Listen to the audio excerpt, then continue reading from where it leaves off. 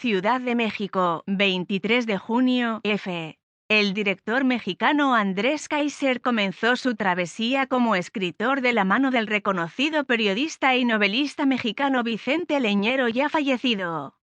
De su voz escuchó la historia del convento de Santa María de la Resurrección, que dio origen a su ópera prima como director. Feral significa feroz, viene del latín y desde el punto de vista biológico todo organismo feral es todo organismo que no ha sido domesticado por el hombre.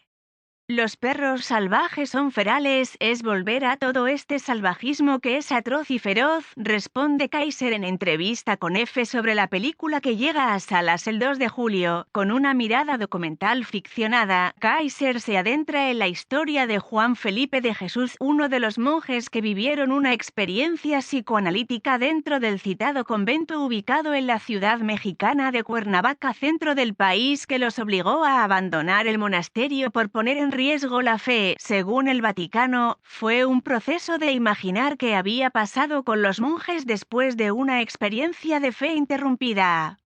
Decir qué pasó con uno de ellos, un monje anónimo que decide continuar por él mismo en la montaña y ahí se encuentra no con Dios, que sería lo sobrenatural, sino con lo real, con lo salvaje, con lo terrenal, narra Kaiser. Este golpe de realidad serán los 3 niños salvajes abandonados con los que se encuentra, cuyo aislamiento y abandono los ha mantenido en la total oscuridad y capacidad de relacionarse con los demás, inspirado por el libro El Señor de las Moscas de William Golding y por su fascinación por el tema de los niños salvajes. Kaiser explora el misterio de la humanidad misma, juntando las ideas de religión, salvajismo y psicoanálisis. Acercamiento real. El actor Héctor Illanes fue el encargado de dar vida al sacerdote y cuenta que su experiencia fue total, puesto que volvió a experimentar la religión como un creyente más con la intención de dar vida a Juan Felipe. También se informó con el libro de Fernando M. González, Crisis de Fe, en el que habla del suceso vivido en dicho convento. Fue un proceso completamente de vivencial.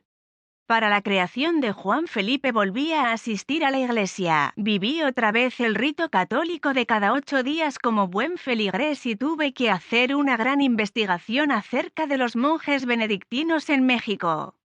Tengo un familiar que es sacerdote y pude estar muy en contacto con él y tomé muchas partes de él. Recuerda, también vivió un viaje al pasado, a los años 80, y asegura que se trató de una experiencia maravillosa y tortuosa. Además, los 3 niños, que también son una pieza fundamental de la historia, fueron elegidos entre 100 que tomaron diversos cursos de expresión corporal. Proceso técnico. El rodaje de la película tuvo un proceso complejo al presentar diversos formatos de imágenes en la pantalla, la parte documental del narrador, así como los vídeos que el monje grabó de sus experimentos. Se prestó mucha atención al guión, experimenté muchas versiones y una vez que estaba listo y narrativamente bien para que el lector pudiera experimentarlo como una buena historia, estaba listo para filmar, pero ahí entró toda la discusión de la forma y qué cámaras se necesitaban. Recuerda el director, estas cámaras fueron una Betacam de la época, de reportero, intacta, una Blackmagic Pocket con óptica de 16 milímetros y la Arri Alexa para contar el documental. Era una serie de múltiples formatos que tuvieron una postproducción en formato análogo para emular esta serie digital junto con la textura de lo análogo, explica Kaiser. La ópera prima de Kaiser además cuenta con la participación del fallecido actor José Ángel García y el sonido fue realizado por los mexicanos